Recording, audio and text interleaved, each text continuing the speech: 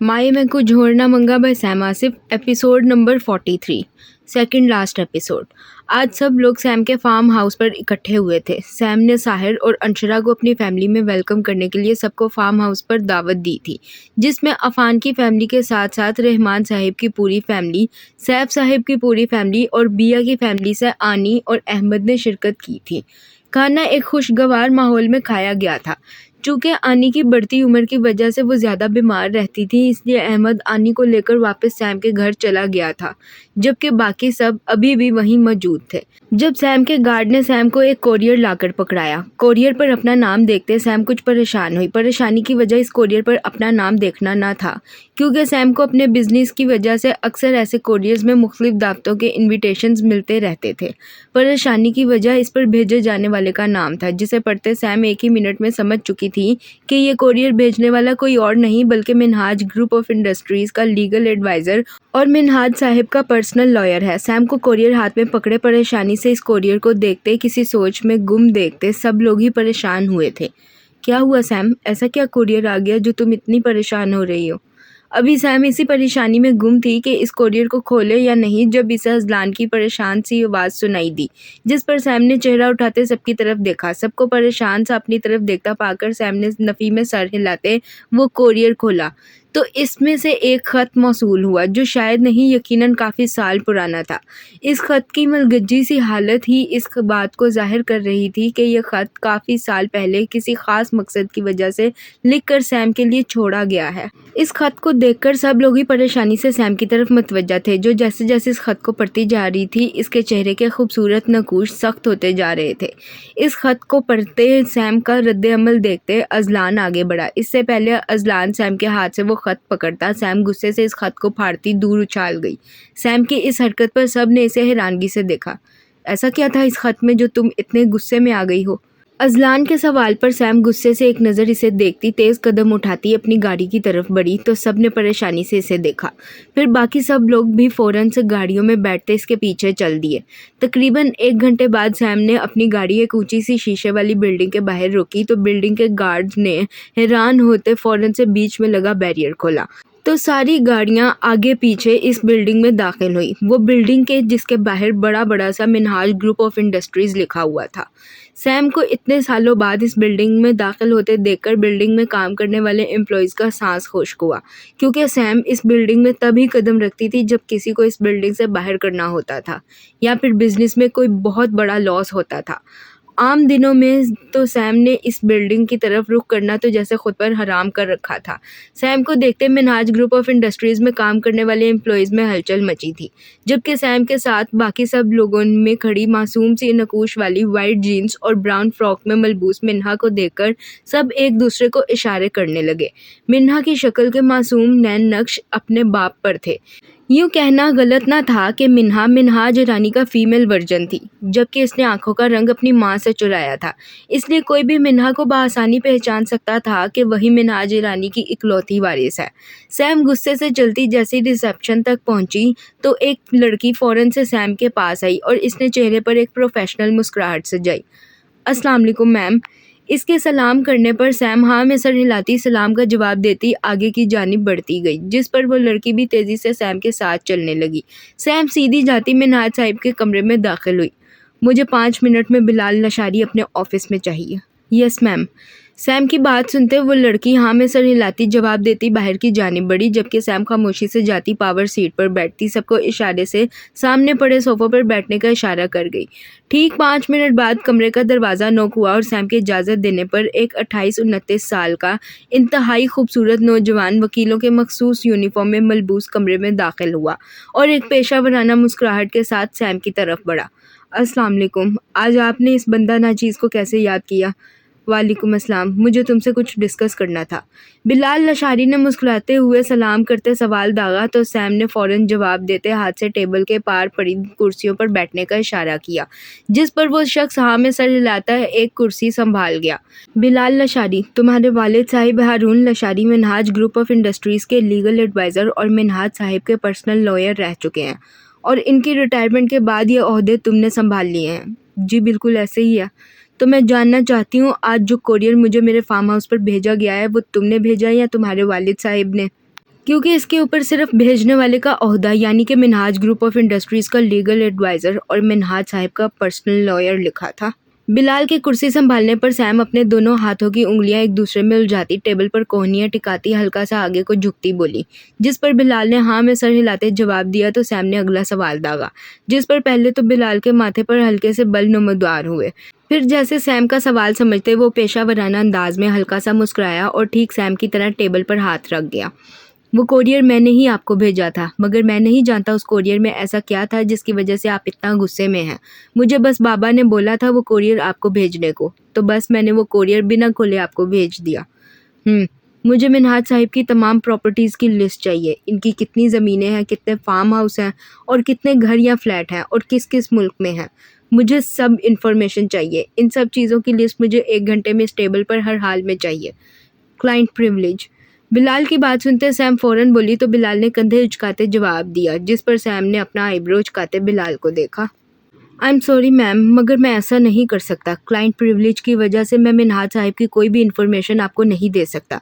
ये कॉन्फिडेंशियल होता है। मतलब मिन्हाज साहिब या उनके किसी भी फैमिली मेम्बर की इजाज़त के बगैर मैं आपको इनके बारे में किसी भी किस्म की इन्फॉर्मेशन नहीं दे सकता। हाँ, अगर मिन्हाज साहिब बजाते खुद या इनका कोई भी फैमिली मेम्बर मुझसे ये इन्फॉर्मेशन मांगता है तो मैं इन्हें ये इन्फॉर्मेशन दे सकता हूँ। आई एम सॉरी टू से, मगर आप सिर्फ मिन्हाज साहिब की बिजनेस पार्टनर हैं। मिन्हाज साहिब की माँ, बहन, बेटी या बीवी कुछ भी नहीं, इसलिए मैं आपको ये इन्फॉर्मेशन नहीं दे सकता। मगर तुम मिन्हाज साहिब की इकलौती वारिस को ये सब दे सकते हो, राइट? एब्सोल्युटली, मैं उनके हर सवाल का जवाब दे हूँ और उन्हें हर किस्म की इन्फॉर्मेशन दे सकता हूँ, बशर्त ये कि वो मुझसे खुद ये सब मांगे। बिलाल की बात सुनते सैम ने हाँ में सर हिलाया। परेशानी के आलम में वो ये सब कुछ भूल चुकी थी कि मिन्हाज ग्रुप ऑफ इंडस्ट्रीज़ का लीगल एडवाइज़र और मिन्हाज साहिब का पर्सनल लॉयर इसे जवाब दे बिल्कुल भी नहीं है। बिलाल की बात पर सैम ने सवाल किया तो बिलाल ने हाँ में सर हिलाते जवाब दिया, क्योंकि इस बात से तो अब पूरी दुनिया ही वाकिफ़ थी कि मिन्हाज ग्रुप ऑफ इंडस्ट्रीज़ की इकलौती वारिस सैम कार वर्क्स की मालकिन सैम आसिफ के साथ रहती है। बिलाल की बात पर सैम ने मिन्हा को इशारा करते अपनी तरफ बुलाया तो मिन्हा फ़ौरन से खड़ी होती, छोटे छोटे कदम लेती सैम के पास आई। जिस पर सैम पावर चेयर से खड़ी होती मिन्हा को बैठने का इशारा कर गई। सैम के इशारा करने पर मिन्हा मासूमियत से मुस्कुराती इस चेयर पर बैठी। इसे हमेशा से ही सैम को देखते सैम की तरह पावर चेयर पर बैठकर सब पर रोब झाड़ने का शौक था और सैम इसके मासूम शौक से अच्छे से वाकिफ़ थी। मगर वो चाहती थी मिन्हा इस पावर चेयर पर तभी बैठे जब वो इस पावर चेयर को संभालने की समझबूझ रखती हो। मगर आज हालात की वजह से सैम ने मिन्हा को इसकी जगह और इसका मुकाम दे दिया था। मगर पूरे का पूरा होल्ड अब भी सैम के हाथ में था। वो मिन्हा की मासूमियत के पीछे मिन्हाज साहिब के सालों की मेहनत से खड़े किए गए इस बिज़नेस को बर्बाद नहीं कर सकती थी। मिन्हा, क्या तुम मुझ पे भरोसा करती हो? बिल्कुल, खुद से भी ज़्यादा करती हूँ। मुझे पता है आप कभी मेरे साथ कुछ गलत नहीं करेंगी और ना कर सकती हैं। गुड, तो फिर मैं आज से तुम्हें तुम्हारी सीट देती हूँ। तुम आज से मिन्हाज ग्रुप ऑफ इंडस्ट्रीज़ की CEO हो, जबकि मिन्हाज ग्रुप ऑफ इंडस्ट्रीज़ की पावर ऑफ अटॉर्नी मेरे पास है। ओके? सैम के सवाल पर मिन्हा फ़ौरन बोली तो सैम ने मुस्कुराते जवाब दिया, जिस पर मिन्हा ने हाँ में सर हिलाया। ये बिलाल लशारी है, तुम्हारा पर्सनल लॉयर और तुम्हारी कंपनी का लीगल एडवाइज़र। तुम इसे जो भी कहोगी ये तुम्हारी हर बात मानेगा और तुम इसे वही कहोगी जो मैं तुमसे करने को कहूँगी। ओके? ओके। अस्सलाम वालेकुम मैम। सैम के तारुफ करवाने पर मिन्हा फ़ौरन हाँ में सर हिलाती बोली, जिस पर बिलाल ने पेशावराना मुस्कुराहट से सलाम किया। वालेकुम अस्सलाम। आज से आप मेरी सब बातें मानेंगे क्योंकि मैं आपकी बॉस हूँ। जी बिल्कुल ऐसा ही है। मिन्हा, इसे बोलो कि वो एक कॉन्ट्रैक्ट बनाए जिसमें लिखा हो कि आज से तुम CEO हो, जबकि कंपनी की power of attorney Sam Asif के पास होगी। मिन्हा की मासूमियत से बोलने पर सब ने अपनी हंसी दबाई, जबकि बिलाल तो अपनी इतनी मासूम बॉस को देखकर रह गया। फिर बिलाल ने मुस्कुराते जवाब दिया तो सैम अपनी हंसी दबाते फ़ौरन मिन्हा को बोली, मिस्टर बिलाल लशारी, आप एक कॉन्ट्रैक्ट बनाएं जिसमें लिखा हो कि मिन्हाज ग्रुप ऑफ इंडस्ट्रीज़ की CEO मिन्हा मिन्हाज ईरानी यानी कि मैं होंगी, जबकि power of attorney Sam car works की मालकिन सैम आसिफ के पास होगी और मुझे ये कॉन्ट्रैक्ट अगले 5 मिनट में मेरी टेबल पर चाहिए। मगर मैम, एक कॉन्ट्रैक्ट को बनने में कम से कम 1 दिन चाहिए होता है। इसे अदालत से अप्रूव करवाना पड़ता है, इसलिए 5 मिनट। तो मैं क्या करूं? मैं आपकी बॉस हूं, जैसा मैंने कहा है आप वैसा करें, वरना मैं आपको जॉब से निकाल दूंगी। सैम की बात सुनते मिन्हा ठीक सैम के अंदाज में हाथ टेबल पर रखती गर्दन अकड़ाकर बोली, जिस पर सैम ने इसे दाद देने वाले अंदाज में आईब्रो झुकाई।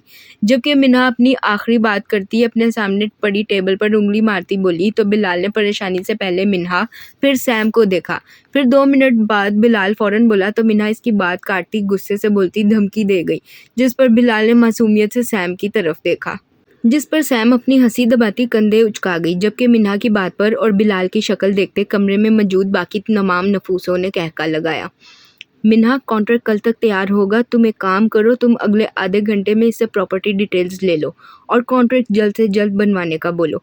मिस्टर बिलाल लशारी, आपको जो कॉन्ट्रैक्ट बोला है वो जल्द से जल्द मेरी टेबल पर भिजवा दें और मुझे बाबा की सारी प्रॉपर्टी डिटेल्स आधे घंटे में भेज दें, वो सारी डिटेल्स जो सैम ने मांगी थी। ओके मैम, मैं आधे घंटे तक भिजवा देता हूँ और आप मुझे सिर्फ बिलाल भी बोल सकती हैं। बिलाल की शक्ल देखते सैम फौरन बोली तो मिन्हा ने फिर से अकड़ते मासूमियत से अगला हुक्मनामा जारी किया, जिस पर बिलाल हाँ में सर हिलाता बोला। तो मिन्हा ने मासूमियत से हाँ में सर हिलाया। अब आप जा सकते हैं, दरवाज़ा उस तरफ है। बिलाल को अपनी जगह से उठते देखकर मिन्हा फौरन बोली तो सैम ने कहका लगाते ताली बजाई, जिस पर बिलाल मासूमियत से अपनी बेइज्जती बर्दाश्त करता वहाँ से चला गया। बिलाल के जाने के बाद सैम आती अजलान के साथ सोफे पर बैठी तो बिया ने मुस्कुराते हुए मिन्हा को देखा, जो सीट से उठने का नाम ही नहीं ले रही थी। मिन्हा 01 पर कॉल करो और सबके लिए कॉफ़ी ऑर्डर करो। सैम की बात पर मिन्हा ने फ़ौरन कॉफ़ी ऑर्डर की तो 10 मिनट बाद वही रिसेप्शन वाली लड़की कमरे में आती सबको कॉफ़ी पकड़ाने लगी। मिन्हा, ये तुम्हारी पर्सनल असिस्टेंट है अलीना, और अलीना आज से मिन्हा तुम्हारी बॉस है। अगले 5 मिनट में कॉन्फ्रेंस रूम में मीटिंग पर सबको बुला लो। Okay ma'am. सैम अलीना और मिन्हा का तारुफ करवाती फ़ौरन बोली तो मिन्हा ने मुस्कुराते हाँ में सर हिलाया। फिर सैम अलीना को देखती बोली तो अलीना फ़ौरन से सैम को जवाब देती बाहर की जानिब बढ़ी। फिर तकरीबन 5 मिनट बाद बाकी सब भी सिवाय सैम और मिन्हा के उठते कॉन्फ्रेंस रूम में चले गए। ठीक 2 मिनट बाद सैम और मिन्हा कॉन्फ्रेंस रूम में दाखिल हुई तो सब लोग इन दोनों को देखते उठ खड़े हुए। Good afternoon everyone, please have a seat. Sam की बात सुनते सब लोग मुस्कुराते वापस अपनी अपनी सीट्स पर बैठे, जबकि सैम, अलीना और मिन्हा कॉन्फ्रेंस रूम की पावर चेयर के पास ही खड़ी रहीं। इन तीनों को खड़े देखते सब लोग सैम की तरफ मुतवज्जा हुए। जैसा कि आप सब लोग जानते हैं, मिन्हाज ग्रुप ऑफ इंडस्ट्रीज़ के मालिक मिन्हाज ईरानी थे, जिनका इंतकाल काफ़ी साल पहले एक कार एक्सीडेंट में हुआ था। इस वक्त मैं मिन्हाज ग्रुप ऑफ इंडस्ट्रीज़ में 50% शेयर होल्डर थी। मिन्हाज ईरानी की डेथ के बाद इनकी बिज़नेस पार्टनर होने की वजह से इनका सारा बिज़नेस मेरे अंडर आ गया था और ये सब उनकी वसीयत की वजह से हुआ था। मगर उनके बिज़नेस के साथ साथ उनकी बेटी की कफ़ालत भी मेरे ही ज़िम्मे आई थी, जिसे मैंने बखूबी निभाया है। मगर आज जब उनकी बेटी 18 की हो चुकी है और अपने बिज़नेस की ज़िम्मेदारी उठा सकती है, तो मैंने इसे उसका हक वापस लौटा दिया है। हाँ, 18 साल बहुत छोटी उम्र होती है एक इस्टेब्लिश बिज़नेस को चलाने के लिए। इसलिए मैं सैम आसिफ और मिन्हाज ग्रुप ऑफ इंडस्ट्रीज़ की इकलौती वारिस मिन्हाज ईरानी इस नतीजे पर पहुँचे हैं कि मिन्हा को मिन्हाज ग्रुप ऑफ इंडस्ट्रीज़ का CEO बनाया जाएगा और बिज़नेस का हर दाव वो खुद खेलेगी और हर फैसला खुद करेगी। जबकि मिन्हाज ग्रुप ऑफ इंडस्ट्रीज़ की पावर ऑफ अटॉर्नी अब भी मेरे यानी कि सैम आसिफ के हाथ में रहेगी, ताकि बिज़नेस लॉस में जाने की बजाय पहले की तरह प्रॉफिट में ही रहे। आज से आप सबकी नई बॉस मिन्हाज ईरानी है, जिसके साथ आप हर किस्म की बिज़नेस डील करेंगे और इसका हुक्म मानेंगे, जबकि किसी भी डील को आखिरी साइन करने का हक मेरा होगा। जब तक मेरी अप्रूवल नहीं मिलेगी तब तक कोई भी डील साइन नहीं की जाएगी। हाँ, जब मिन्हाज ईरानी को बिज़नेस की समझ आ जाएगी और वो बिज़नेस के हर पेचो दाव से वाकिफ़ हो जाएगी, तो मिन्हा को मिन्हाज ग्रुप ऑफ इंडस्ट्रीज़ की पावर ऑफ अटॉर्नी भी दे दी जाएगी। मैं उम्मीद करती हूँ आप सब अपनी नई बॉस के साथ बहुत अच्छे से बिज़नेस करेंगे और इसे हर मामले से आगाह रखेंगे। याद रहे, मिन्हाज ग्रुप ऑफ इंडस्ट्रीज़ की पावर ऑफ अटॉर्नी अब भी मेरे पास है, जिसका मतलब है मेरी हर किसी पर नज़र पहले की ही तरह होगी। मुझे मेरे बिज़नेस में कोई भी झोल नहीं चाहिए होगा, क्योंकि अगर मुझे बिज़नेस में ज़रा सा भी झोल मिला तो मैं CEO के मशवरे से हमेशा की तरह अपना स्टाफ चेंज करने से गुरेज़ नहीं करूँगी, क्योंकि मुझे इस कंपनी को चलाने के लिए आप सबकी ज़रूरत नहीं है। हाँ, अलबत्ता आप सबको अपने घर चलाने के लिए इस कंपनी की बेहद ज़रूरत है, और ये तो हरगिज़ मत सोचिएगा कि आपको फायर करने के बाद इस कंपनी में आपकी पोजीशन खाली रहेगी। मेरे एक दफ़ा कहने पर मुझे आपकी पोजीशन के लिए ढेरों उम्मीदवार बआसानी मिल सकते हैं, क्योंकि आज के दौर में बिज़नेस टाइकून सैम आसिफ के साथ काम करने का हर कोई ख्वाहिशमंद है। मिलिए मिन्हाज ईरानी से, the new CEO of this company. I think मेरी बात आप सबकी समझ में बहुत आसानी से फिट हो चुकी है, इसलिए please get back to your work. Sam की बात सुनते सबने हाँ में सर हिलाते मिन्हा को कंपनी में खुश दिली से वेलकम किया, जबकि सैम की इतनी दीदा दिलेरी से तकरीर करने पर रहमान साहिब, सैफ साहिब, साद, साहिल, अफान और अजलान तो बस इसे देख कर रह गए। इन्होंने तो आज तक बस यही सुना था कि कंपनी को अपने एम्प्लॉयज़ की ज़रूरत है, मगर सैम की धमकी इससे बिल्कुल उल्ट थी। सैम की मीटिंग खत्म करने पर सब लोग वापस अपने अपने केबिन्स की तरफ बढ़े तो सैम भी बाकी सबके साथ मिन्हाज साहिब के कमरे में आ गई। अभी सब लोग रूम में आए ही थे कि अलीना नॉक करती कमरे में दाखिल हुई। मैम, दानियाल मोटर्स की तरफ से एक सॉफ्टवेयर इंजीनियर भेजा गया है। आपने बोला था कि कंपनी के सॉफ्टवेयर्स के लिए एक अच्छा इंजीनियर हायर किया जाए। तो दानियाल मोटर्स की रेफरेंस पर एक इंजीनियर आया है, वो पिछले आधे घंटे से वेटिंग पर है। आप कहें तो मैं अंदर भेज दूँ? मिस अलीना, शायद आप थोड़ी देर पहले वाली मीटिंग भूल चुकी हैं जिसमें मैंने आप कहा था कि कंपनी का हर काम और डील अब मिन्हा देखेगी, मैं नहीं। अलीना की बात सुनते सैम सीने पर हाथ बांधती आईब्रो उचकाते बोली, जिस पर अलीना ने थूक निगलते सैम को देखा। यस मैम, मुझे याद है, मगर इंजीनियर का आपने कहा था तो आप अपनी सीईओ से इस बारे में बात कर सकती हैं। आप अंदर भेज दें, मैं इनका इंटरव्यू ले लेती हूँ। अभी अलीना की बात पूरी भी नहीं हुई थी जब सैम इसकी बात काटती गुस्से से बोली, जिस पर अलीना ने मिन्हा को देखा तो मिन्हा फ़ौरन से बोल पड़ी, जिस पर अलीना हाँ में सर हिलाती बाहर की जानिब बढ़ी। मिन्हा ने सैम को कई बार इंटरव्यूज़ लेते देखा था, इसलिए वो अच्छे से जानती थी कि इंटरव्यू कैसे लिया जाता है। अलीना के जाने के बाद सैम सबके साथ सोफे पर, जबकि मिन्हा पावर सीट पर बैठी। फिर 2 मिनट बाद दरवाज़ा नॉक हुआ और मिन्हा के इजाज़त देने पर कमरे का दरवाज़ा खोलते एक नौजवान दाखिल हुआ। इस नौजवान को देखते सब लोग ही हैरान हुए, क्योंकि वो नौजवान कोई और नहीं, शायान आसिफ था। वही शायान आसिफ जिसकी वजह से सैम की ज़िंदगी ने 360 डिग्री का पलटा खाया था और आज वो एक कामयाब बिजनेस टाइकून थी। अपने सामने पावर सीट पर मिन्हा को बैठे देखकर शायान भी हैरानो परेशान था। वो लाहौर में मिन्हा और बाकी सबसे की गई मुलाकात भूला तो नहीं था, जबकि मिन्हा इंतहाई प्रोफेशनल अंदाज में शायान को अपने सामने बैठने का इशारा कर चुकी थी, जिस पर शायान भी प्रोफेशनली बिहेव करता मिन्हा के सामने की सीट संभाल गया। और फिर मिन्हा ने शायान की सीवी देखते ठीक सैम के अंदाज में इंटरव्यू लिया, जिस पर सैम ने इसे एक आईब्रो उचकाते दाद पेश की। ठीक है मिस्टर शायान, आप अपनी सीवी बाहर मिस अलीना को जमा करवा दें। अगर हमने आपको हायर करना हुआ तो आपसे रब्ता कर लेंगे। Thank you. इंटरव्यू के बाद मिन्हा इंतहाई समझदारी से बोली तो शायान ने हाँ में सर हिलाते जवाब दिया और उठकर बाहर की तरफ चला गया। कैसा था? बहुत अच्छा, वेल डन। अब आप बताएं, क्या हमें इसे हायर करना चाहिए? मिन्हा के सवाल पर सैम फ़ौरन बोली तो सबने मुस्कुराते हुए इसे सराहा, जिस पर मिन्हा की खुशी का कोई ठिकाना ना था। सबकी दाद लेने के बाद मिन्हा ने सवाल दागा तो सब इसकी तरफ मतवज्जा हुए। इंटरव्यू तुमने लिया है, तुम्हें क्या लगता है इसे हायर करना चाहिए या नहीं? मुझे लगता है इसे हायर करना चाहिए, मगर इसने आपका दिल तोड़ा था। मिन्हा, मेरी एक बात हमेशा याद रखो, प्रोफेशनल और पर्सनल लाइफ अलग अलग रखना। अगर वो यहाँ आने के बजाय सैम कार वर्क्स में भी आया होता तो मैं इसे इसके काम की नौयत पर जज करती। अगर इसका काम अच्छा है तो मैं इसे ज़रूर हायर करती। सैम की बात सुनते मिन्हा फ़ौरन बोली। अभी मिन्हा की बात पूरी भी ना हुई थी जब सैम गुस्से से बोली तो मिन्हा ने समझते हुए हाँ में सर हिलाया और फिर फ़ौरन से रिसीवर उठाती नंबर मिला गई, जिस पर सब इसे गौर से देखने लगे। मिस अलीना, अभी जिन मिस्टर शायान का मैंने इंटरव्यू लिया है आप इन्हें हायर कर लें और इनसे सैलरी भी डिस्कस कर लीजिएगा। Okay ma'am. मिन्हा की बात सुनते अलीना फ़ौरन बोली तो सब लोगों ने मिन्हा को दाद पेश की, जिसने ठीक सैम की तरह सब कुछ डील किया था और ना सिर्फ डील किया था बल्कि ठीक सैम की तरह वो चुटकियों में फैसला भी कर चुकी थी।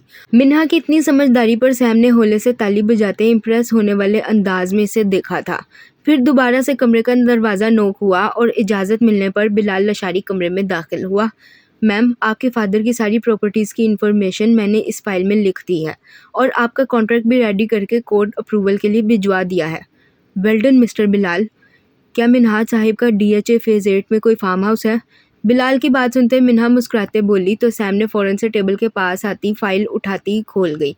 फिर इसने फ़ौरन सवाल दागा तो बिलाल ने हाँ में सर हिलाते इसे देखा। जी बिल्कुल, DHA फेज़ 8 में मिन्हाज साहिब का एक फार्म हाउस मौजूद है जो उन्होंने अपनी बीवी की पसंद पर इंतहाई शौक से ऊंचे दामों में ख़रीदा था।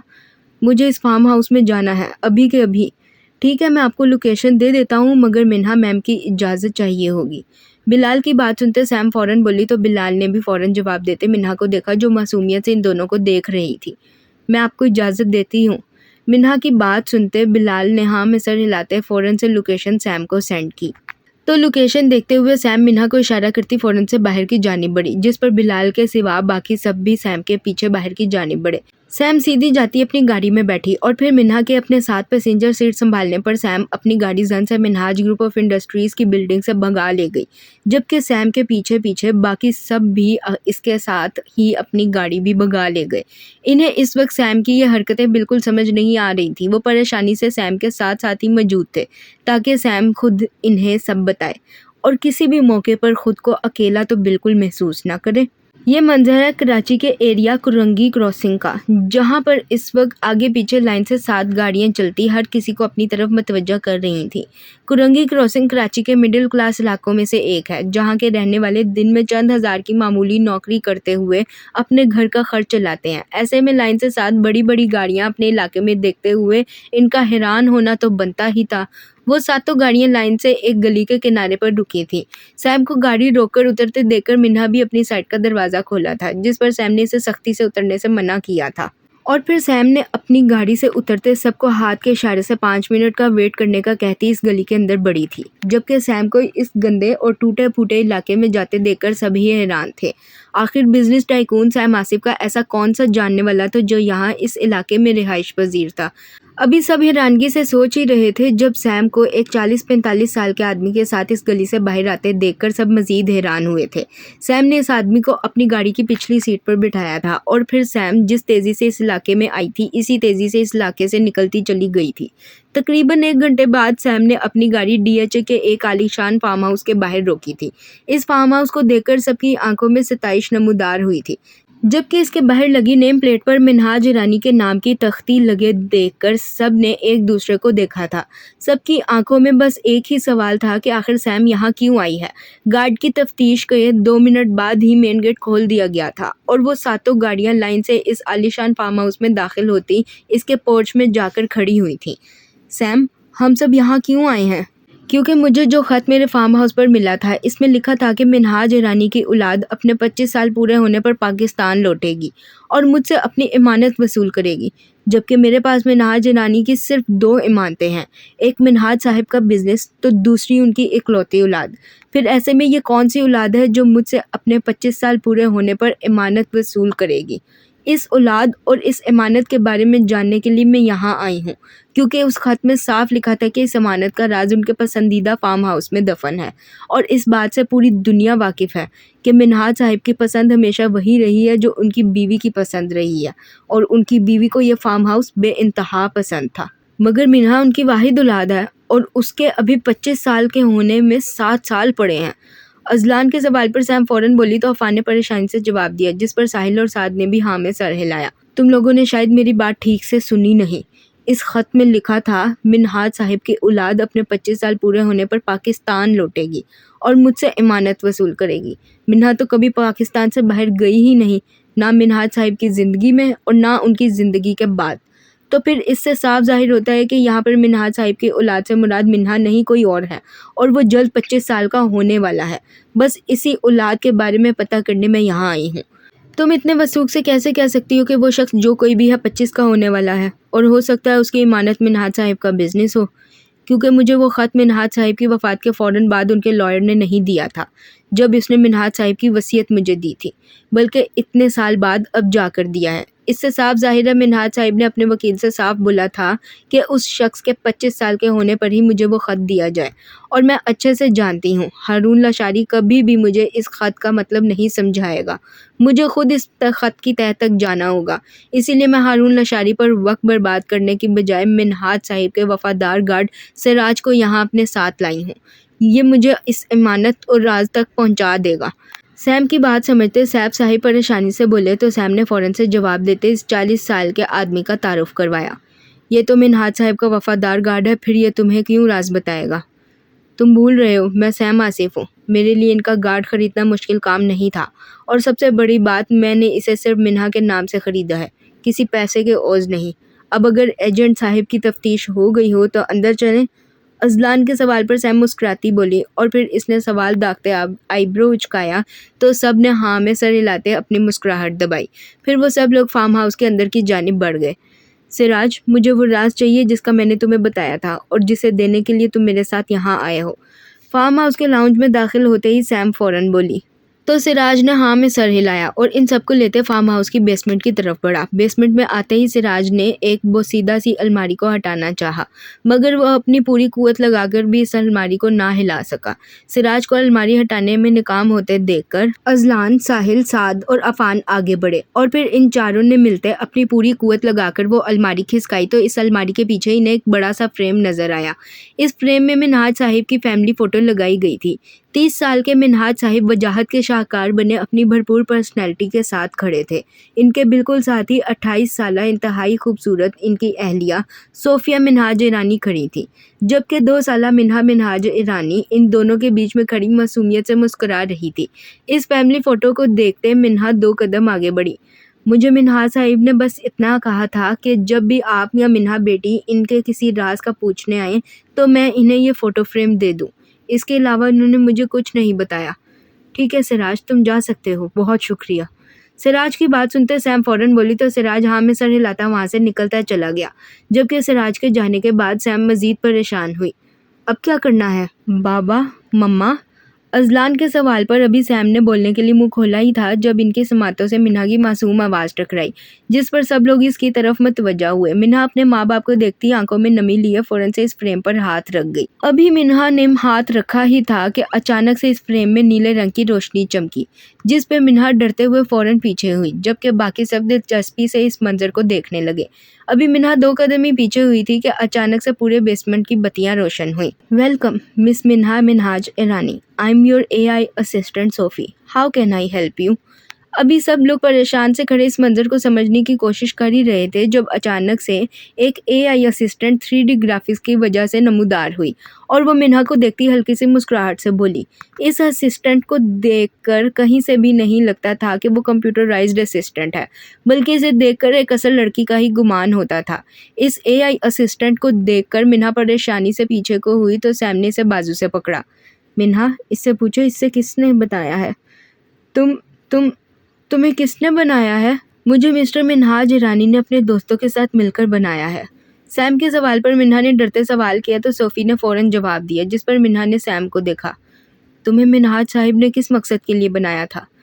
मैं लेट मिन्हाज ईरानी की पर्सनल असिस्टेंट थी। चूँकि इनकी बीवी लेट सोफिया मिन्हाज ईरानी को किसी भी लड़की का असिस्टेंट होना पसंद ना था, इसलिए मिन्हाज ईरानी ने मुझे अपनी पर्सनल असिस्टेंट के तौर पर बनाया था ताकि मैं उनकी बिजनेस के सारे अकाउंट्स की मालूमात रख सकूं। फिर जब मिन्हाज ईरानी को अपनी जान का ख़तरा महसूस हुआ तो उन्होंने मुझे अपनी बेटी मिन्हा मिन्हाज ईरानी के असिस्टेंट के तौर पर डिज़ाइन करके मुझे इस फ़ोटो फ्रेम में छुपा दिया और मुझे एक्टिव करने के लिए ख़ास तौर पर इन्होंने मिन्हा मिन्हाज ईरानी का हैंड प्रिंट पासवर्ड के तौर पर सेव कर दिया। मिन्हा मिन्हाज ईरानी के हैंड प्रिंट के बगैर मुझे कोई भी किसी भी तरीके से एक्टिव नहीं कर सकता है। क्या तुम मुझसे पहले भी मिल चुकी हो? सैम के सवाल पर सोफ़ी ने फ़ौरन जवाब दिया तो मिन्हा ने नम आवाज़ में सवाल किया, जिस पर सोफ़ी मिन्हा की तरफ मतवज्जा हुई।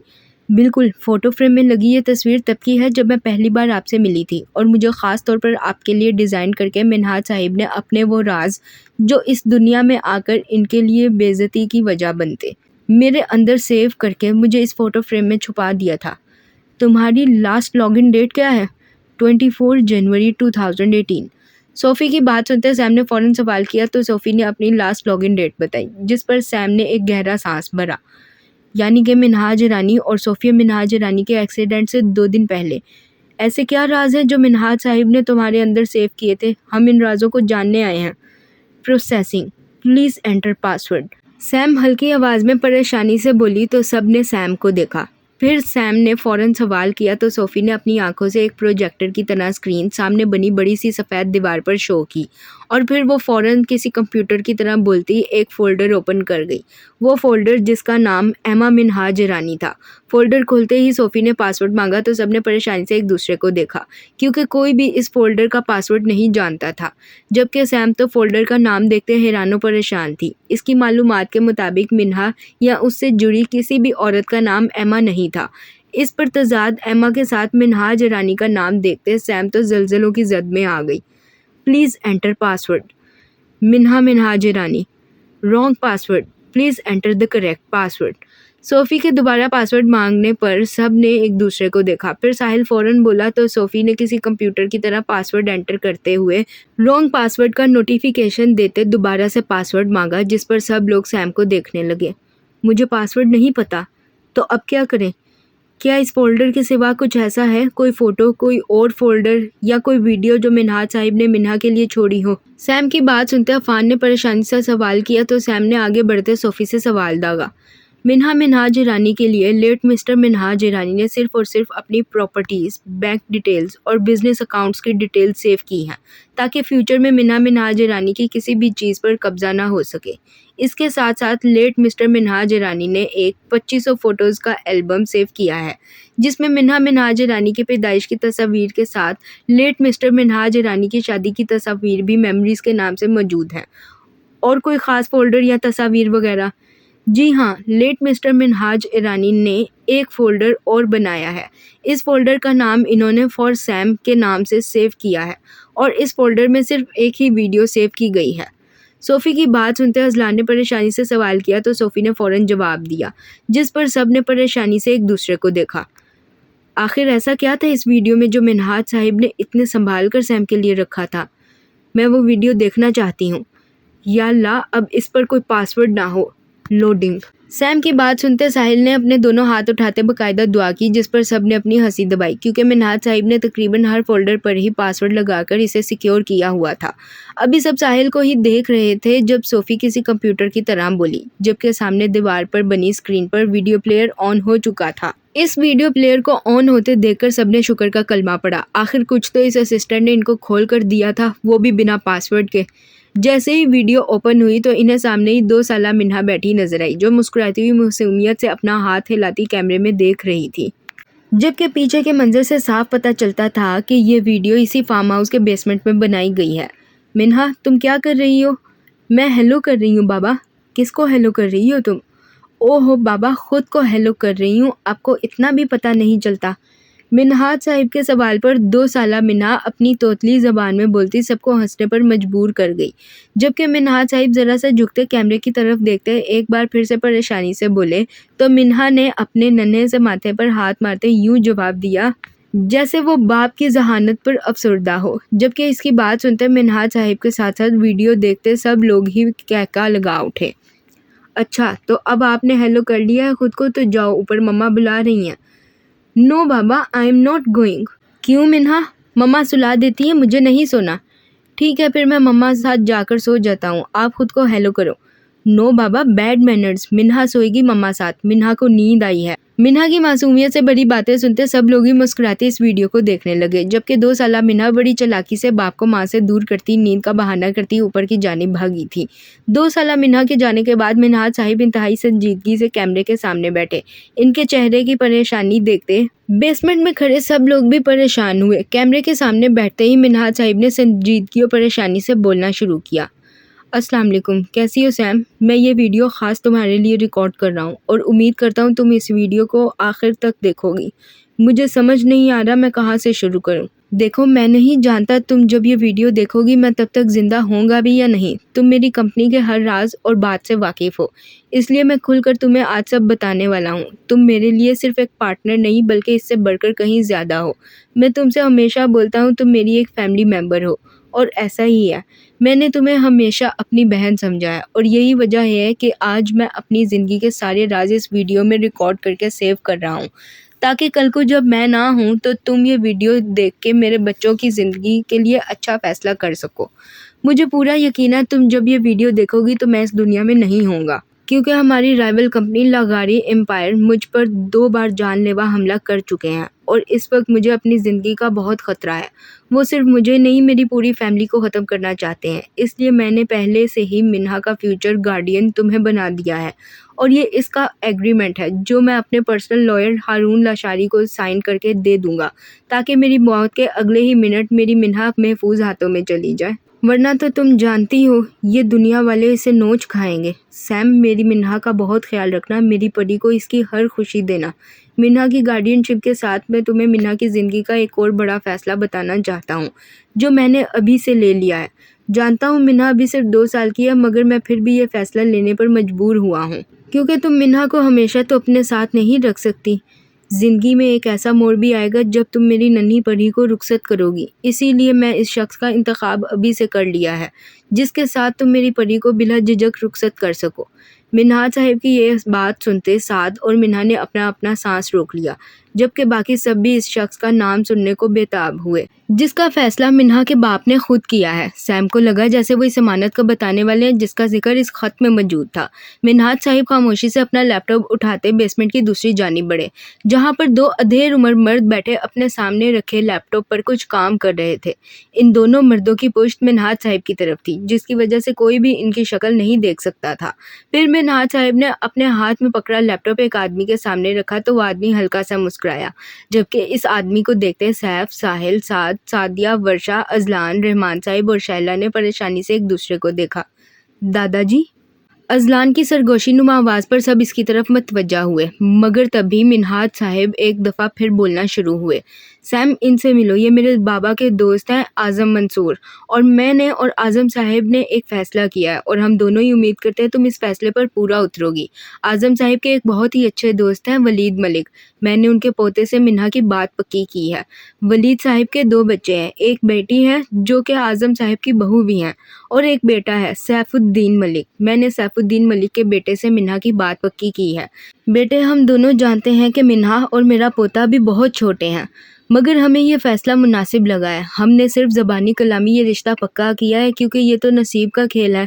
क्या पता कल को बड़े होकर मेरे पोते को मिन्हा या मिन्हा को मेरा पोता पसंद ना आए, इसलिए हम सिर्फ अपनी ख्वाहिश का इजहार कर रहे हैं।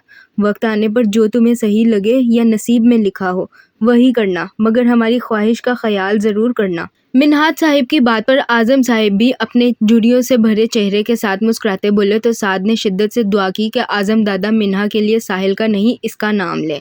सैम, हमने वलीद साहिब से मशवरा किया था, हमें सैफ साहिब का बड़ा बेटा साहिल बहुत पसंद आया था।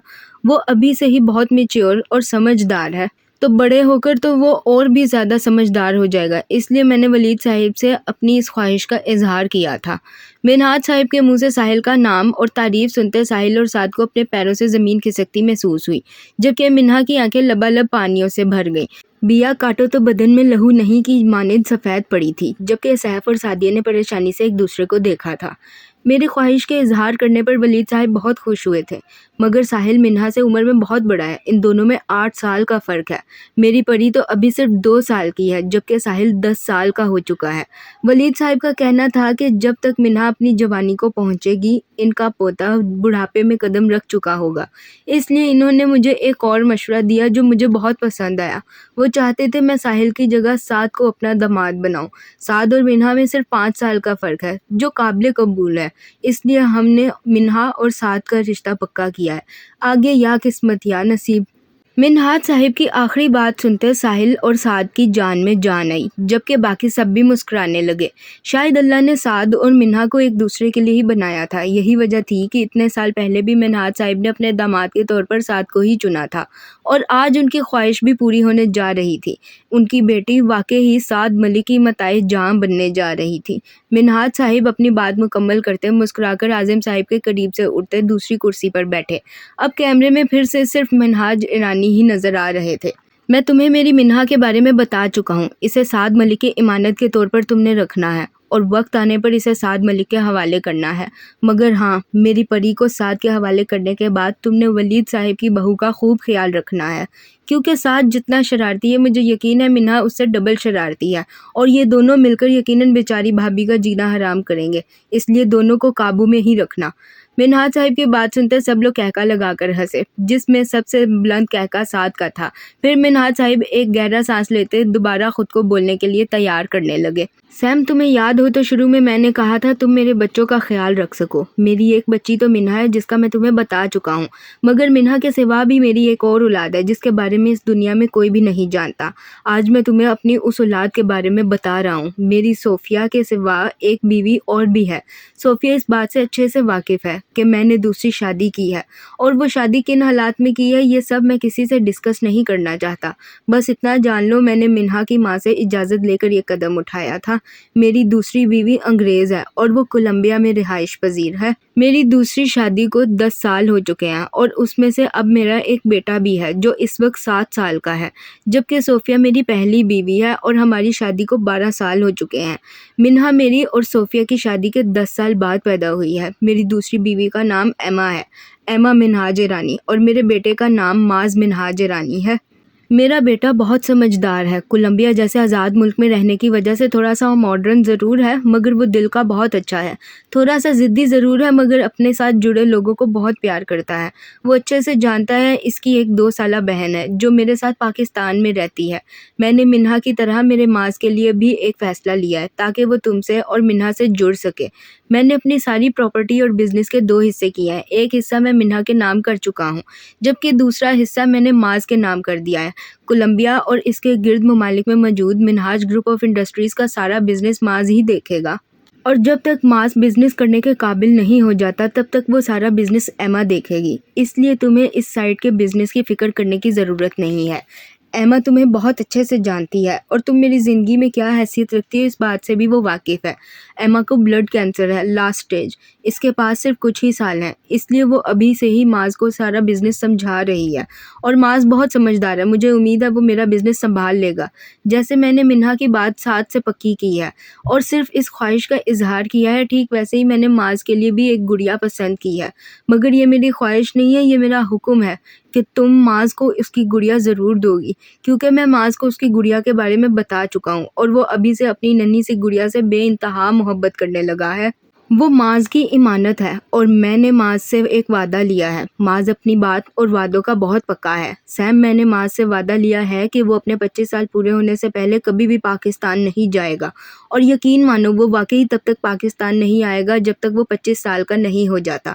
जिस दिन मेरा माज 25 साल का होगा वो उसी दिन पाकिस्तान तुम्हारे पास आएगा, अपनी लाडली बहन को मिलने और तुमसे अपनी इमानत लेने, अपनी गुड़िया को लेने। मैंने माज को बताया है कि वो गुड़िया तुम्हारे पास है और तुम इस गुड़िया को माज को हर हाल में दोगी, क्योंकि माज अपनी चीज़ें किसी से शेयर नहीं करता और वो अभी से ही अपने 25 साल होने का बेसब्री से इंतज़ार कर रहा है ताकि वो अपनी गुड़िया को मिल सके। मैं तुम्हें इस वीडियो में उस गुड़िया का बता रहा हूँ और उम्मीद करता हूँ तुम मेरे माज की इमानत में ख़यानत नहीं करोगी और उस गुड़िया को हर हाल में माज तक पहुँचाओगी। इनसे मिलो, ये राहील साहिब है। आज़म साहिब की तरह ये भी मेरे बाबा के दोस्त है। दाजी। मिन्हाज साहिब की बात सुनते सैम को अब समझ आया था कि इस फोल्डर का नाम एमा मिन्हाज ईरानी क्यों था, और वो ख़त जो इसे अपने फार्म हाउस पर मिला था इसमें जिस औलाद का जिक्र था वो माज मिन्हाज ईरानी था। जबकि स्क्रीन पर एक और अधेड़ उम्र के शख्स को देखते अफान ने परेशानी से जवाब दिया था। इसे कुछ नहीं बल्कि बहुत कुछ समझ आ रहा था, मगर वो अपनी सोचों को झुटला रहा था। जबकि अफान की बात सुनते सब लोग सिद्दीकी साहिब और अफान की तरफ मतवज्जा हुए थे। अफान, क्या तुम या अंकल इस सब के बारे में जानते हो? अजलान के सवाल पर अफान ने नफ़ी में सर हिलाया तो सब लोग एक बार फिर वीडियो की तरफ मतवज्जा हुए, जहां पर मिन्हाज साहिब फिर से मुस्कुराते हुए राहील साहब के साथ जगह संभाल चुके थे। सैम, पिछले हफ्ते आज ही के दिन यानी कि मंगल को राहील साहिब के दूसरे नंबर वाले बेटे सिद्दीकी साहिब के घर एक नन्ही सी गुड़िया की आमद हुई थी, जिसका नाम राहील साहिब ने ज़ैनब सिद्दीकी रखा है। मैं जिस वक्त ज़ैनब को देखने राहील साहिब के साथ हॉस्पिटल गया था उस वक्त माज मेरे साथ वीडियो कॉल पर था और मैंने इसे इस नन्ही गुड़िया का दीदार करवाया था, जिस पर मेरा नन्हा सा माज इस गुड़िया को देखकर इतना खुश हुआ कि इसने अपनी 7 साल ज़िंदगी में पहली बार मुझसे पाकिस्तान आने की ज़िद की थी ताकि वो इस नन्ही सी गुड़िया को सामने से देख सके, मगर मैंने इसे मना कर दिया, जिस पर वो मुझसे शदीद नाराज़ हो गया। माज की नाराज़गी और इसके चेहरे की रौनक देखते मैंने राहील साहिब से ज़ैनब का रिश्ता मांगा था, जिस पर राहील साहिब ने मुझे हाँ करते ज़ैनब सिद्दीकी को मेरे बेटे की इमानत बनाया था। मैंने जब माज को ये बात बताई तो वो अपनी सारी नाराज़गी भूल गया और इसने मुझसे वादा किया कि वो अपने 25 साल के होने पर पाकिस्तान अपनी गुड़िया, अपनी इमानत को लेने जाएगा। इससे पहले वो इस गुड़िया को बिल्कुल तंग नहीं करेगा। सैम, मेरी मिन्हा जितनी शरारती है मेरा माज उतना ही समझदार है। राहील साहिब का कहना है वो वक्त आने पर अपने बेटे को ज़ैनब के इस रिश्ते का बता देंगे, और मैं भी अब तुम्हें इस वीडियो में इस रिश्ते के मुतल्लिक बता चुका हूँ और उम्मीद करता हूँ तुम ये वीडियो मेरे माज के तुम तक पहुँचने से पहले ही देख चुकी हो और मेरे माज को उसकी इमानत दे दो। आखिर में तुमसे यही कहूँगा कि मेरे दोनों बच्चों का बहुत ख्याल रखना, ख़ासकर मेरी दोनों गुड़िया मिन्हा और ज़ैनब का। अल्लाह हाफ़िज़। मिन्हाज साहिब की वीडियो ख़त्म हो चुकी थी, मगर फार्म हाउस की बेसमेंट में यूं सन्नाटा था जैसे वहाँ कोई भी जीरू मौजूद ना हो। आमना और सिद्दीकी साहिब तो कुछ बोलने के काबिल ही ना रहे थे, जबकि अफान के दिमाग में बस एक ही बात गर्दिश कर रही थी, जो इसके दादी ने मरने से पहले इसे और इसके अब्बू को बोली थी। अब्बा जी ने मुझे कभी ऐसी कोई बात नहीं बताई। अब्बू, उन्होंने आपको बताई थी। याद है जब दादी हॉस्पिटल में थे तो उन्होंने हम दोनों से कहा था ज़ैनब किसी की अमानत है और वो अपने 25 साल पूरे होने पर ज़ैनब को लेने आएगा। तब हम दोनों यही समझे थे कि दादी की तबीयत ठीक नहीं है, इसीलिए वो ऐसा बोल रहे हैं। मगर ये माज मिन्हाज ईरानी दिखता कैसा है, हमें कैसे पता चलेगा? सिद्दीकी साहिब की बात सुनते अफान फ़ौरन बोला तो सिद्दीकी साहिब ने हाँ में सर हिलाया। फिर अजलान ने फ़ौरन सवाल किया तो सब लोग परेशान हुए। हम इसे सोशल मीडिया पर ढूंढ सकते हैं। माज मिन्हाज ईरानी के नाम से सोशल मीडिया पर हज़ारों की तादाद में अकाउंट्स होंगे। अपना माज कौन है कैसे पहचानेंगे? सिंपल, वो माज जो कोलंबिया में रहता है और कोलंबिया में मौजूद मिन्हाज ग्रुप ऑफ इंडस्ट्रीज़ का मालिक है, वही हमारा माज है। साद की बात सुनते साहिल इसकी अकल पर मातम करने वाले अंदाज में बोला तो साद ने मुंह लटकाया, जबकि सैम साहिल की बात सुनते फ़ौरन बोली तो साद ने एटीट्यूड से गर्दन अकड़ाते साहिल को देखा, जिस पर साहिल ने बस नफ़ी में सर हिलाकर रह गया। फिर सैम फ़ौरन से सोफ़ी की तरफ मुतवज्जा हुई। क्या तुम फेसबुक पर किसी की आईडी ढूंढ सकती हो? बिल्कुल, मुझे बहुत जदीद तरीके से बनाया गया है। मैं आपको आपकी मतलूबा आईडी बहुत आसानी से ढूंढ कर दे सकती हूँ। ग्रेट, मुझे माज मिन्हाज ईरानी के नाम की आईडी चाहिए। तुम फेसबुक पर सर्च करो ऐसी आईडी जिसका नाम माज मिन्हाज ईरानी है और वो कोलंबिया का रिहाइश पजीर है और कोलंबिया में मिन्हाज ग्रुप ऑफ इंडस्ट्रीज़ की ब्रांच का मालिक है। सैम के सवाल पर सोफ़ी फ़ौरन बोली तो सैम ने इसे अगला हुक्म दिया, जिस पर सोफ़ी ने सर्चिंग स्टार्ट की। मगर तुम इतने यकीन से कैसे कह सकती हो कि वो आज भी कोलंबिया में ही रहता है? तुम भूल रहे हो Azlan, Minhaj group of industries का हेड ऑफिस पाकिस्तान में मौजूद है और वो मेरे अंडर है। इसकी कौन सी ब्रांच कहाँ और किस मुल्क में है मैं अच्छे से जानती हूँ और बाहर के ममालिक में मौजूद ब्रांचेज़ में इस वक्त मिन्हाज ग्रुप ऑफ इंडस्ट्रीज़ की वाहिद कोलंबिया वाली ब्रांच है जो अच्छा खासा बिजनेस कर रही है, जिसका मतलब साफ है माज आज भी उस ब्रांच को चलाता है, वरना इतना बिजनेस तो हेड ऑफिस में नहीं होता जितना वहाँ होता है। Searching complete. अजलान के सवाल पर सैम फ़ौरन बोली तो अजलान ने हाँ में सर हिलाया। तभी सोफ़ी फ़ौरन बोली और इसने प्रोजेक्टर के थ्रू दीवार पर एक आईडी दिखाई। ओपन इट, मुझे इस आईडी की तमाम पोस्ट देखनी है। इस आईडी का ओनर इस वक्त अपनी आईडी पर लाइव है। क्या आप चाहती हैं मैं लाइव ज्वाइन करूं? ठीक है, ज्वाइन करो। सैम की बात पर सोफ़ी ने सवाल किया तो सैम ने फ़ौरन जवाब दिया, जिस पर सोफ़ी ने अगले ही पल लाइव ज्वाइन किया। लाइव ज्वाइन करने पर ही इन्हें सामने एक 24-25 साल का लड़का बैठा नजर आया, जो इस वक्त किसी बात पर कहका लगाकर हंस रहा था, साथ ही साथ नीचे अपने फैंस के कमेंट्स भी पढ़ रहा था। Yeah I know you all want to meet Maaz Minhaj Irani, but first talk to me for a while. हाँ, जानता हूँ आप सब माज मिन्हाज ईरानी को मिलना चाहते हैं, पर पहले आप सब मुझसे तो बात कर लें। इस लड़के की बात सुनते अफान ने गहरा सांस लिया, क्योंकि अगर ये लड़का माज होता तो अफान अभी इसी वक्त खुदकुशी कर लेता। इस लड़के की इंतहाई बोल्ड बातें और फैशन नाकाबिले कबूल था। ऐसे लड़के को अपनी बहन देने से पहले अफान मरना पसंद करता। इस लड़के के सामने इसे अकरम बहुत अच्छा लगा था, मगर फिर ये माज नहीं है सुनकर अफान को कुछ हौसला हुआ। जबकि इस लड़के की बात पर किसी ने रख कर पीछे से इसे थप्पड़ मारा तो वो लड़का मुंह बनाता खड़ा हुआ। Your fans are calling you, now sit down and talk to them, I am going. तुम्हारे फैंस तुम्हें बुला रहे हैं, अब बैठकर इनसे बातें करो, मैं जा रहा हूँ। वो लड़का हंसते हुए बोला और फिर कैमरे में हाथ हिलाते बाय करता चला गया। जबकि अब की बार कैमरे के सामने एक बार फिर 25 साल का लड़का बैठा, हेजल ग्रीन आंखें जिनमें किसी किस्म का कोई तासुर मौजूद न था, माथे पर बिखरे गोल्डन बाल, मगरूर खड़ी नाक, बोलने की वजह से बार बार एक गाल में डिम्पल नमूदार होता था, 6 फुट से निकलता कद, फूले हुए बाजू जो हाफ स्लीव शर्ट से बाहर निकलते मजीद दिलकश लग रहे थे। कसरती जिसामत की वजह से वाइट हाफ स्लीव शर्ट सीने से चिपकी हुई थी, गले में लटकती चेन और हाथों में मौजूद बैंड्स, राइट साइड के बाजू पर बना शेर की शक्ल का टैटू। वो शख्स वाकई हुस्न में अपनी मिसाल आप था। इसके खड़े नैन नक्श से वो कोई अंग्रेज ही मालूम होता था। इसने अपने दोनों बाजू में एक गिटार पकड़ रखा था, जिसकी तारों को वो सेट करता साथ साथ अपना तारुफ दे रहा था। Hi everyone, it's me Maz Minhaj Irani and welcome to my live show. I am doing this live today because you all keep asking me. I want to tell you all today that I am turning 25 the day after tomorrow. And guess what? I am going to celebrate my 25th birthday with all of you in Pakistan. And I also have a surprise for you all. that I will share with you all on my birthday in Pakistan. So all of you must join me on my live on June 23rd so that I can tell you all about the surprise. I am flying to Pakistan tomorrow morning and I am very happy for my 25th birthday. Please understand that this 25th birthday is a test of my life and I want you all to pray that I succeed in this test. Now, without further ado, let's begin the song for which you all have joined me. Hello everyone, मैं हूँ माज मिनहाज जिलानी और आप सबका मेरे live में खुशामदीद। आप सबके बार बार कहने पर मैं आज ये लाइव कर रहा हूँ। मैं आज आप सबको बताना चाहता हूँ कि मैं परसों 25 साल का हो रहा हूँ और अंदाज़ा लगाएं मैं अपनी 25वीं सालगिरह आप सबके साथ पाकिस्तान में मनाने वाला हूँ। और मेरे पास आप सबके लिए एक सरप्राइज़ भी है जो मैं पाकिस्तान में अपनी सालगिरह पर आप सबके साथ शेयर करूंगा। तो आप सब लोग मुझे 23 जून को मेरे लाइव पर ज़रूर ज्वाइन करें ताकि मैं आप सबको वो सरप्राइज़ बता सकूं। मैं कल सुबह की फ़्लाइट से पाकिस्तान जा रहा हूं और अपनी 25वीं सालगिरह के लिए बहुत खुश हूं। यूँ समझें कि ये 25वीं सालगिरह मेरी ज़िंदगी का इम्तिहान है और मैं चाहता हूँ आप सब दुआ करें कि मैं इस इम्तिहान में कामयाब हो जाऊं। अब बिना किसी देरी के हम गाना शुरू करते हैं जिसके लिए आप सब ने मुझे ज्वाइन किया है। ओ ओ ओ ओ ओ ओ You wanna love me? I know you care. Just shout whenever I will be there. You're my love, you're my heart, and we will never ever ever be apart. Are we an item? Girl, quit playing. We are just friends. What are you saying? Said there's another and look right in my eyes. My first love broke my heart for the first time, and I was like, baby, baby, baby, oh, like baby, baby, baby.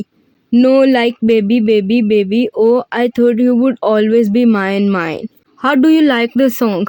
Please tell me in the comments. Okay guys, see you in Pakistan. Until then, take care of yourself. Bye bye. गाना कैसा लगा comments में ज़रूर बताइएगा। Okay guys, मिलते हैं पाकिस्तान में, तब तक अपना ख्याल रखें। Bye bye.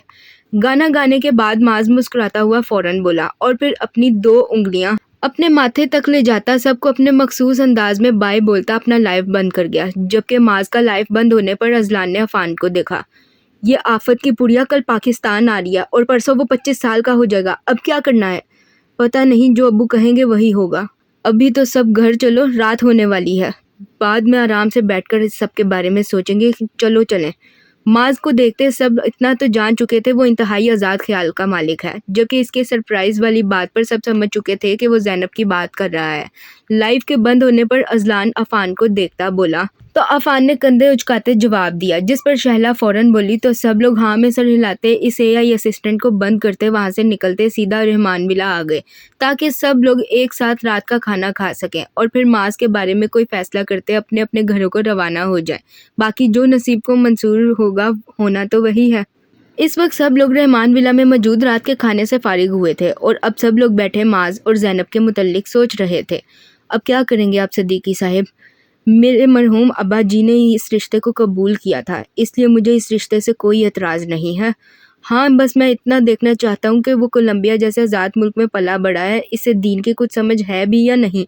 मेरी बेटी माशाल्लाह से सोमो सलात की पक्की है। वो लड़का किस तरह का है ये तो अब वो सामने आएगा तो ही पता चलेगा ना। ये तो आपने बिल्कुल सही कहा सदीकी साहिब। वैसे भी रिश्ता करने वक्त दीन और दुनिया दोनों देखना चाहिए और वो लड़का दुनिया में तो बहुत अच्छा है, बिजनेसमैन है, अच्छी फैमिली से है। अब दीन में कैसा है ये तो वक्त ही बताएगा। रहमान साहिब के सवाल पर सदीकी साहिब फ़ौरन बोले तो रहमान साहिब ने हाँ में सर हिलाते जवाब दिया। फिर सब लोग उठते अपने अपने घरों को रवाना हुए। वर्षा ने आज रहमान विला में ही रहने का इरादा किया था, जबकि अफान की फैमिली वापस जा चुकी थी। सैम भी मिन्हा को लेती अपने घर चली गई थी। ये मंजर है कराची गुलिस्तान जौहर में मौजूद सैम के घर का, जहां पर इस वक्त रहमान साहिब की फैमिली, सैफ साहिब की फैमिली और मिन्हा नाश्ते की टेबल पर मौजूद नाश्ता कर रहे थे। मिन्हा ने फ़ोन करके सबको ज़बरदस्ती नाश्ते पर बुलाया था। सैम रात को देर रात तक अपने बिजनेस का काम करने की वजह से अभी तक सो रही थी। सब लोग मिन्हा की वजह से नाश्ते पर मौजूद थे, जिस पर मिन्हा यूँ खुश हो रही थी जैसे पता नहीं कौन सा तीर मारा हो। सैम नहीं आई नाश्ते पर? आप ही रात को लेट सोई थी, जिसकी वजह से अभी तक नहीं उठी थी। मैंने उठाया तो कहती तुम नाश्ता कर लो, मैं ठहर कर उठूंगी। फिर मैंने आप सबको बुला लिया, मुझे अकेले नाश्ता करना अच्छा नहीं लग रहा था। अस्सलाम वालेकुम। रहमान साहिब की बात सुनते मिन्हा मुंह बनाती बोली तो सबने कहका लगाया, जिस पर सीढ़ियों से उतरती सैम अपने बालों का मैसी बन बनाती सलाम कर गई, जिस पर सब इसकी तरफ मतवज्जा हुए। मैडम, बाहर कोई लड़का आया है। कौन है? पता नहीं जी, वो तो अजीबो-गरीब ज़बान बोल रहा है, मुझे तो कुछ समझ नहीं आया कि वो क्या बोल रहा है। बड़ा फैशन है जी उसका, पूरा अंग्रेज़ लगता है, मगर बोलता क्या है कुछ समझ नहीं आ रहा। अभी कोई कुछ बोलता जब सैम की मुलाज़िमा नुसरत आती फ़ौरन बोली, तो सैम ने सवाल दागा, जिस पर नुसरत ने मुँह बनाते परेशानी से जवाब दिया, जिस पर सैम के ज़हन में नुसरत के बनाए गए अधूरे खाके पर सिर्फ़ एक ही अंग्रेज़ बना, और वो था माज़ मिन्हाज रानी। ठीक है, इसे अंदर लेकर आओ। सैम, ऐसे ही किसी को अंदर क्यों बुला रही हो? मैं देखता हूँ। इसके खाके पर जो अंग्रेज़ फिट बैठता है वो मिन्हा का भाई माज़ है। इसे इतनी गर्मी में मज़ीद बाहर खड़ा किया तो वो बर्फ़ के मुल्क में रहने वाला हमारे मुल्क में पिघल जाएगा। सैम की बात सुनते नुसरत हाँ में सर हिलाती बाहर की जानिब बढ़ी तो अज़लान अपनी जगह से खड़ा होता बोला, जिस पर सैम बाहर की जानिब इशारा करती बोली तो सबने कहका लगाया, जबकि मिन्हा तो खुशी से उछलती सीधी आकर लाउंज के दरवाजे के सामने खड़ी हुई। तुम यहाँ क्या कर रही हो? मेरे भैया आए हैं, मैं उनसे मिलने के लिए खड़ी हूँ। तुम्हें कैसे पता तुम्हारा भाई आया है? सैम के सवाल पर मिन्हा खुशी से चहकती बोली तो सैम ने दोबारा सवाल किया, जिस पर मिन्हा ने इसे घूर कर देखा। ये दिल का कनेक्शन है, आप नहीं समझोगी। अस्सलाम वालेकुम। वालेकुम अस्सलाम।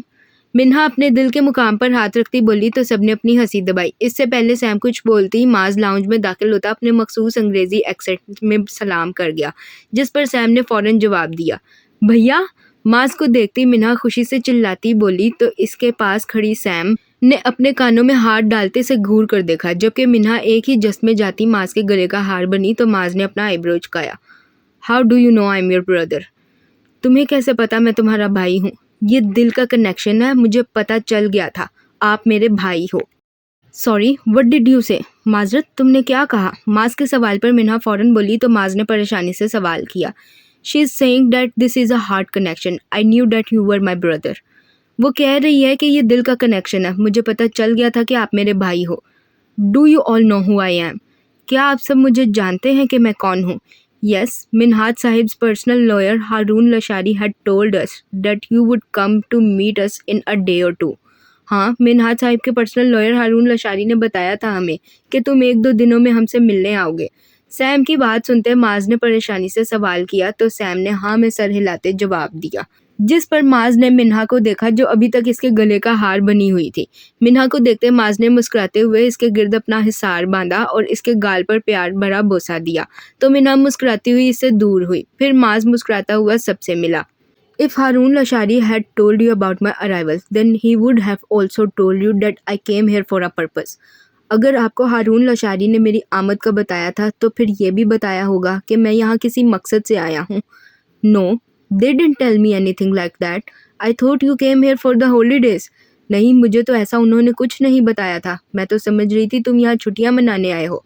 इंटरेस्टिंग, दिलचस्प। सबके साथ लाउंज में बैठने पर माज़ सैम को देखते बोला तो सैम ने मासूमियत से जवाब दिया, जिस पर माज़ हाँ में सर हिलाता हल्का सा मुस्कुराता बोला तो सैम ने अपना आईब्रो झुकाते इससे देखा। It's so hot in Pakistan, I thought I would faint right on your porch. Pakistan में बहुत गर्मी है, मुझे तो लग रहा था मैं आपके पोर्च में ही बेहोश हो जाऊंगा। No, don't worry, we will take you to the hospital before you faint. नहीं, फिक्र मत करो, तुम्हारे बेहोश होने से पहले ही हम तुम्हें हॉस्पिटल ले जाते। Well, I am here to take my अमानत, now don't say you don't know what I am talking about. वैसे मैं यहाँ अपनी इमानत लेने आया हूँ, अब ये मत कहिएगा कि आप नहीं जानती मैं किस बारे में बात कर रहा हूँ। माज़ की बात पर सैम मुस्कुराती बोली तो माज़ ने फ़ौरन जवाब दिया, जिस पर सब लोग इसकी इतनी डायरेक्ट बात पर हैरान हुए। And I don't really know what are you talking about. और मैं वाकई ही नहीं जानती तुम किस बारे में बात कर रहे हो। Everyone sitting here knows what I'm talking about. If you still want to hear it directly from me, then there's no problem in telling me. यहाँ पर बैठे सब लोग जानते हैं मैं किस बारे में बात कर रहा हूँ। अगर आप फिर भी मेरे मुंह से डायरेक्ट सुनना चाहती हैं तो मुझे बताने में कोई मसला नहीं है। Tell me directly what are you talking about? I don't really know. According to me, you came here to celebrate the holidays and meet Minha. मुझे डायरेक्ट बता दो तुम क्या बात कर रहे हो, मुझे वाकई नहीं पता इस बारे में। मेरे मुताबिक तुम यहाँ छुट्टियाँ मनाने और मिन्हा को मिलने आए थे। सैम की बात पर माज़ फ़ौरन बोला तो सैम ने कंधे उचकाते जवाब दिया, जिस पर माज़ ने एक गहरा सांस लिया। Dad told me you were a tough target, and he was right. There's really no point in talking to you in a roundabout way. So I'm coming straight to the point. I'm here to pick up my childhood fiance, my love, Zainab Siddiqui. Dad ने मुझे बताया था तुम एक मुश्किल हदफ हो और वो सही थे। तुमसे घुमा फिराकर बात करने का वाकई कोई फ़ायदा नहीं, इसलिए मैं डायरेक्ट पॉइंट पर आता हूँ। मैं यहाँ अपनी बचपन की मंगेतर, अपनी मताए जाँ ज़ैनब सिद्दीकी को लेने आया हूँ। And what will you do if I say that Zainab's father is not ready for this relationship? और अगर मैं कहूँ कि ज़ैनब के फादर इस रिश्ते के लिए तैयार नहीं है तो तुम क्या करोगे? You know, Sam, I have a very bad habit since childhood. I don't give my rights to anyone else. I remember when I was a child, when my uncle's son used to ask me for my toys, and my mom used to tell me to share that toy with my cousin. I used to break that toy, but I didn't share it with my cousin. तुम्हें पता है Sam, बचपन से ही मुझ में एक बहुत गंदी आदत है। मैं मेरा हक किसी और को नहीं देता। मुझे याद है बचपन में जब मेरे मामू का बेटा मुझसे मेरे खिलौने मांगता था, तो मॉम मुझे वो खिलौना मेरे कज़न से शेयर करने को कहती थी और मैं उस खिलौने को तोड़ देता था मगर शेयर नहीं करता था। माज का मुद्दा सुनते सैम ने मुस्कुराते सवाल किया तो माज ने इंतहाई संजीदगी से जवाब दिया, जिस पर सैम हल्का सा मुस्कुराई। बाकी सब तो इन दोनों को आमने सामने मैदान में उतरते देखकर रह गए। By the way, Dad had told me that I only have to tell you why I have come to you, and you will manage everything else yourself and hand over my love to me. He had strictly said that no matter what happens, I should not get my love in my own way, and I had promised him that I would not get my love in my own way at all. So now all I want is that as I have fulfilled Dad's words, you also fulfill Dad's words and hand over my love and my sister to me. वैसे dad ने मुझसे कहा था कि मुझे सिर्फ तुम्हें बताना है कि मैं तुम्हारे पास क्यों आया हूँ और बाकी का सब कुछ तुम खुद से मैनेज करके मेरी मोहब्बत मेरे हवाले कर दोगी। उन्होंने सख्ती से कहा था कि चाहे कुछ भी हो जाए मैं अपने तरीके से अपनी मोहब्बत हासिल ना करूँ, और मैंने उनसे इस चीज़ का वादा किया था कि मैं अपने तरीके से बिल्कुल भी अपनी मोहब्बत हासिल नहीं करूँगा। तो अब बस मैं इतना चाहता हूँ, जैसे मैं डैड की बात पर पूरा उतरा हूँ, तुम भी डैड की बात पर पूरा उतरते हुए मेरी मोहब्बत और मेरी बहन मेरे हवाले कर दो। Your father has given me the responsibility of your sister along with you. Just as you have come to take your love from me, your father wanted me to hand over your sister's love to her as well. And I have done that. Your sister's wedding is next month. If you want, I can also arrange your wedding with your sister. Then you know and your love. Stay in Pakistan or Colombia, I don't mind. Just wherever you stay, both of you. Be happy together always. तुम्हारे dad ने तुम्हारे साथ साथ तुम्हारी बहन की जिम्मेदारी भी मुझे दी है। जैसे तुम अपनी मोहब्बत मुझसे लेने आए हो, वैसे ही तुम्हारे डैड चाहते थे मैं तुम्हारी बहन की मोहब्बत भी इसके हवाले करूं, और वो मैं कर चुकी हूं। अगले महीने तुम्हारी बहन की शादी है। अगर तुम चाहो तो तुम्हारी शादी भी तुम्हारी बहन के साथ ही करवा सकती हूँ मैं। फिर तुम जानो और तुम्हारी मोहब्बत, पाकिस्तान में रहो या कोलंबिया में, मुझे कोई एतराज़ नहीं। बस जहाँ रहो दोनों एक साथ हमेशा खुश रहो। Not at all. I am older so I want my wedding to be before the Minha. I want my fiancée to be in my marriage by next week. Now do whatever you want for her. I don't have a problem. बिल्कुल नहीं, मैं बड़ा हूँ इसलिए मैं चाहता हूँ मेरी शादी मिन्हा से पहले हो। मुझे अगले हफ्ते तक मेरी मंगेतर मेरे निकाह में चाहिए। अब उसके लिए तुम्हें जो कुछ करना है कर लो, मुझे मसला नहीं है। सैम को खामोश देखते माज फ़ौरन बोला तो सैम ने हाँ में सर हिलाते जवाब दिया, जबकि माज इसकी बात सुनते फ़ौरन नफ़ी में सर हिलाते अपना फ़ैसला सुना गया, जिस पर सैम ने इसे घूर कर देखा जिसे बस शादी की जल्दी थी। इसने तो लड़की देखने की भी जहमत नहीं की थी। Will you meet the girl before marriage or not? क्या तुम शादी से पहले लड़की से मिलोगे नहीं? Does Islam allow a boy and a girl to meet before marriage? क्या इस्लाम शादी से पहले लड़का लड़की को मिलने की इजाज़त देता है? No, but if that girl doesn't match you, I mean look how fashionable, blonde and smart you are. If that girl is fat, black and wearing a hijab, then what will you do? नहीं, मगर वो लड़की अगर तुम्हारे साथ match नहीं करती हुई तो? मेरा मतलब है देखो तुम कितने फैशनेबल, गोरे और स्मार्ट हो। अगर वो लड़की मोटी, काली और पर्दा करती हुई तो फिर क्या करोगे तुम? सैम के सवाल पर माज ने आईब्रो उचकाते सवाल किया तो सैम ने इसे भड़काने के लिए जानबूझकर ऐसा जवाब दिया कि वो 2 मिनट के लिए तो इस लड़की के बारे में सोचे। She is like that now, Maaz Minhaj Rani. If she is fat, I will make her smart. If she is black, I will make her white from the same beauty parlor where you make your face shine. If she is wearing a bikini, I will buy her the clothes above myself. And if she is wearing a burqa, What could be better than that? That no one has seen my love except me till date. As for what I will do, I will always hold her in my arms so that she shines more with my love. Is that enough, or should I tell you more? What will I do? वो जैसी भी है अब माज मिन्हाज रानी की है। अगर वो मोटी है तो मैं इसे खुद पतला कर लूँगा। अगर वो काली है तो जिस ब्यूटी पार्लर से तुम अपना चेहरा चमकवाती हो वहीं से मैं उसे भी गोरा करवा लूँगा। अगर वो बिकनी पहनती हुई तो ऊपर के कपड़े मैं खुद खरीद दूँगा, और अगर वो बुर्का पहनती हुई तो इससे अच्छी बात और क्या होगी कि मेरे सिवा मेरी मोहब्बत को आज तक किसी ने नहीं देखा होगा। रही बात कि मैं क्या करूँगा, तो मैं इसे हमेशा अपनी बाहों में भर कर रखूँगा ताकि वो मेरी मोहब्बत से और चमक जाए। इतना काफ़ी है या मज़ीद बताऊँ कि मैं क्या-क्या करूँगा? I just wanted you to make a thoughtful decision. The rest you can do whatever you want. I will talk about marriage until next week, and until then, I won't even tell you about this girl. Who is she? Where is she? And how she looks. Now think about who she is and how she looks. मैं सिर्फ इतना चाहती थी कि तुम सोच समझ कर फैसला करो। बाकी तुम जो मर्जी करो, मैं शादी की बात अगले हफ्ते तक कर लूँगी, और तब तक तुम्हें इस लड़की का बताऊँगी भी नहीं कि वो कौन है, कहाँ है और कैसी दिखती है। सोचते रहो अब कि वो कौन है और कैसी दिखती है। Don't worry, now that I have come to Pakistan, I will find out who she is, where she is, how she looks, all this myself. It's better for you to just talk about marriage and prepare to shift her to my bedroom by next week. Yes, I will just perform the nikah ceremony and send her off.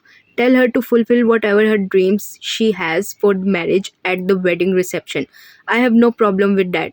I will make the wedding reception very grand and magnificent.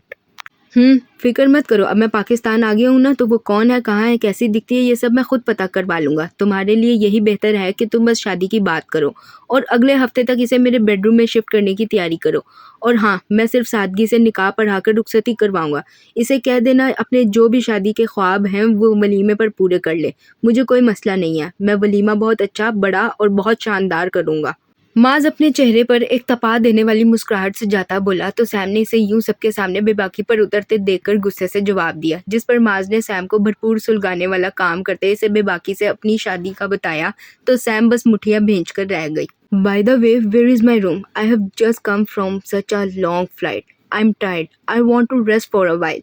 वैसे मेरा कमरा कौन सा है? मैं इतनी लंबी flight से आया हूँ, थक गया हूँ, मैं कुछ देर आराम करना चाहता हूँ।